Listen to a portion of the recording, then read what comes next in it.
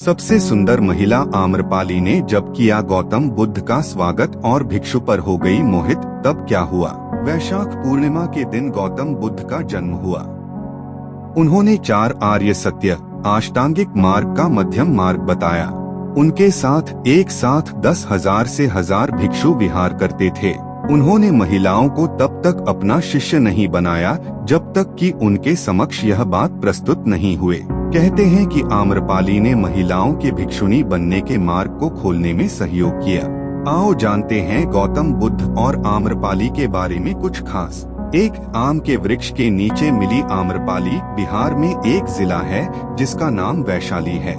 यहाँ की नगर वधु आम्रपाली और यहाँ के राजाओं के किस्से इतिहास में भरे पड़े हैं। कहते हैं कि एक गरीब दंपति को एक अबोध मासूम लड़की आम के पेड़ के नीचे मिली। पता नहीं कौन थे उसके माता पिता और क्यों उसे आम के वृक्ष ने नीचे छोड़कर चले गए। आम के नीचे मिलने के कारण उसका नाम आम्रपाली रखा गया। 2 सुंदरता की चर्चा पूरे नगर में जब फैल गई।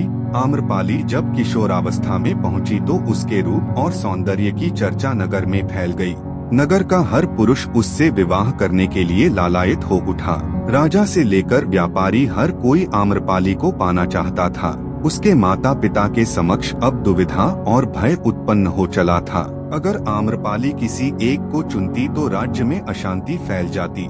3 इस तरह बनी नगर वधु। जब वैशाली के राज प्रशासन को यह पता चला तो उन्होंने नगर में शांति स्थापित करने के लिए आम्रपाली को क्रमानुसार अंत में नगर वधु बना दिया। आम्रपाली को जनपद कल्याणी की उपाधि 7 साल के लिए दी गई।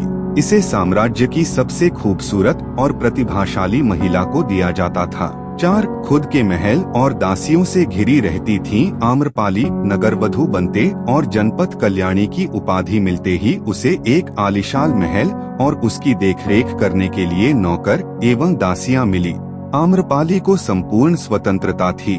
उसे लोगों से शारीरिक संबंध बनाने के लिए चयन का अधिकार भी मिला। इसके साथ ही वह दरबार की नर्तकी भी बन गई। 5 दूर देशों तक थी उसके रूप की चर्चा। आम्रपाली के रूप की चर्चा जगत प्रसिद्ध थी और उस समय उसकी एक झलक पाने के लिए सुदूर देशों के अनेक राजकुमार उसके महल के चारों ओर अपनी छावनी डाले रहते थे। उसके महल के आसपास निरंतर गतिविधियां चलती रहती थी। उसकी सुरक्षा में कई सैनिक तैनात रहते थे। कहते हैं कि मगध के राजा बिंबिसार ने आम्रपाली को पाने के लिए वैशाली पर आक्रमण कर दिया था। आम्रपाली बिंबिसार के बच्चे की मां बनी। यह भी कहा जाता है कि बाद में बिंबिसार का पुत्र भी आम्रपाली के मोह में पड़ गया था। एक दिन नगर में आए गौतम बुद्ध वैशाली में गौतम बुद्ध के प्रथम पदार्पण पर उनकी कीर्ति सुनकर उनके स्वागत के लिए 16 श्रृंगार कर अपनी कई परिचारिकाओं सेविकाओं सहित आम्रपाली गंडक नदी के तट पर पहुंची। वे गौतम बुद्ध से मिलना चाहती थी। उसके वहां पहुंचते ही भिक्षुओं में हलचल मच गई। साथ बुद्ध ने भिक्षुओं को चेताया। कहते हैं कि आम्रपाली को देखकर बुद्ध को अपने शिष्यों से कहना पड़ा कि तुम लोग अपनी आंखें बंद कर लो या नीचे कर लो, क्योंकि भगवान बुद्ध जानते थे कि आम्रपाली के सौंदर्य को देखकर उनके शिष्यों के लिए संतुलन रखना कठिन हो जाएगा। उसका वैराग्य खत्म हो जाएगा। वे मार्ग से भटक जाएंगे। 8 आम्रपाली ने किया बुद्ध का स्वागत। कहते हैं कि ज्ञान प्राप्ति के 5 वर्ष पश्चात भगवान बुद्ध का वैशाली आगमन हुआ और उनका स्वागत वहां की प्रसिद्ध राजनर्तकी आम्रपाली ने किया था।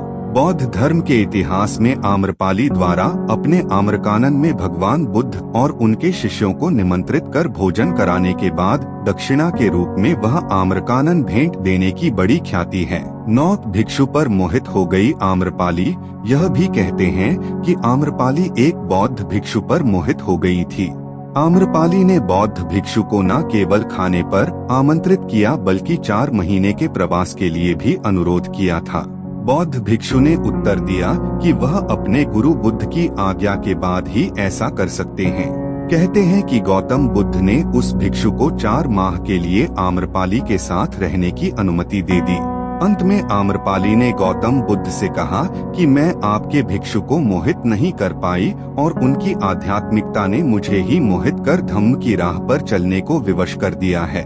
10 भिक्षुणी बन गई आम्रपाली आम्रपाली ने गौतम बुद्ध के समक्ष भिक्षु बनने की इच्छा प्रकट की, परंतु पहले तो बुद्ध ने इसके लिए इनकार कर दिया। हालांकि इस घटना के बाद ही बुद्ध ने स्त्रियों को बौद्ध संघ में प्रवेश की अनुमति दी थी। आम्रपाली इसके बाद सामान्य बौद्ध भिक्षुणी बन गई और वैशाली के हित के लिए उसने अनेक कार्य किए। उसने केश कटाकर भिक्षा पात्र लेकर सामान्य भिक्षुणी का जीवन व्यतीत किया। आम्रपाली और गौतम बुद्ध की कहानी कई तरह से पढ़ने को मिलते हैं। इस संबंध में एक कथा मिलती है कि एक बार भगवान बुद्ध विचरते हुए वैशाली के वन विहार में आए। नगर में उनके दर्शन करने के लिए आमजनों के साथ ही नगर के बड़े बड़े श्रेष्ठ जन भी उनके दर्शन के लिए पहुँचे। हर किसी की इच्छा थी कि तथागत उसका निमंत्रण स्वीकार करें और उसके घर भोजन करने के लिए पधारें। वैशाली की सबसे सुंदर और प्रतिष्ठित गणिका आम्रपाली भी बुद्ध के तपस्वी जीवन को देखकर प्रभावित हो चुकी थी तथा वह भी अपना यह घृणित जीवन छोड़कर भिक्षुणी बनना चाहती थी। यही सोचकर वह भी गौतम बुद्ध को निमंत्रण देने पहुंच गई। बुद्ध ने उनका निमंत्रण स्वीकार कर लिया और वे उसके घर हो भी आए।